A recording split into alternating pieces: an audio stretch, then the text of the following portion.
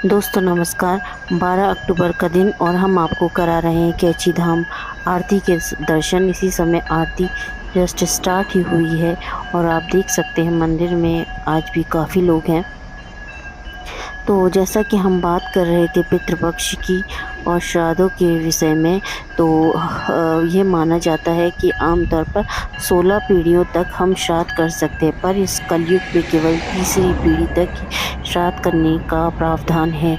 जैसा कि प्रथम पीढ़ी में श्राद्ध करने का अर्थ है कि घर का मुखिया श्राद्ध करे। घर के मुखिया को प्रथम पीढ़ी कहा जाता है। शास्त्रों के अनुसार श्राद्ध करने का अधिकार मुखिया को ही होता है। मसलन किसी परिवार में अगर 5 भाई हैं तो सबसे बड़ा भाई जो है वो पिता का श्राद्ध करता है। अब अधिकतर यह भी माना जाता है कि सबसे छोटा भाई जो है वो माता का श्राद्ध करेगा और मुखिया द्वारा श्राद्ध किया गया जो श्राद्ध किया जाता है उसका फल 8 गुना अधिक मिलता है। तीसरी पीढ़ी का मतलब है कि दादा, पिता और पोता, यानी कि पोता अपने दादा और पिता का श्राद्ध कर सकता है। और कलयुग में बस इन 3 पीढ़ी तक ही श्राद्ध प्रचलित है, परंतु पहले से जो है 5वीं पीढ़ी को शास्त्रों की भाषा में परबाबा का श्राद्ध कहा जाता था। 5वीं पीढ़ी में और पीढ़ियों को जोड़ दिया जाए तो 7वीं पीढ़ी बन जाती थी। अब इसी 7वीं पीढ़ी में अधिपितृश्वरों को जोड़ दिया जाए तो 11 पीढ़ियां बनती थी और शास्त्रों में पितरों की इस पीढ़ी को पितृ नारायण कहते हैं। श्राद्ध के लिए पीढ़ियों का अंतिम पड़ाव भी 16वीं पीढ़ी ही माना जाता है। इस पीढ़ी के पितरों को देव पितृ कहते हैं। इन्हें देव पितृ इसलिए कहते हैं क्योंकि 16वीं पीढ़ी के पितृ देवलोक में समाहित हो जाते हैं।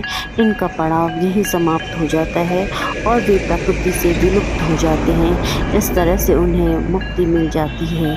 कलयुग में अगर 3 पीढ़ियों तक भी श्राद्ध किया जा रहा है तो इससे जो है पितृ हमारे देवलोक को प्राप्त करते हैं। बस आवश्यकता इस बात की है कि श्राद्ध जो है श्रद्धापूर्वक विधि विधान के साथ किया जाए और जिससे हमारे पितरों को शांति प्राप्त हो और वे हमें बहुत सा आशीर्वाद देकर जाएं।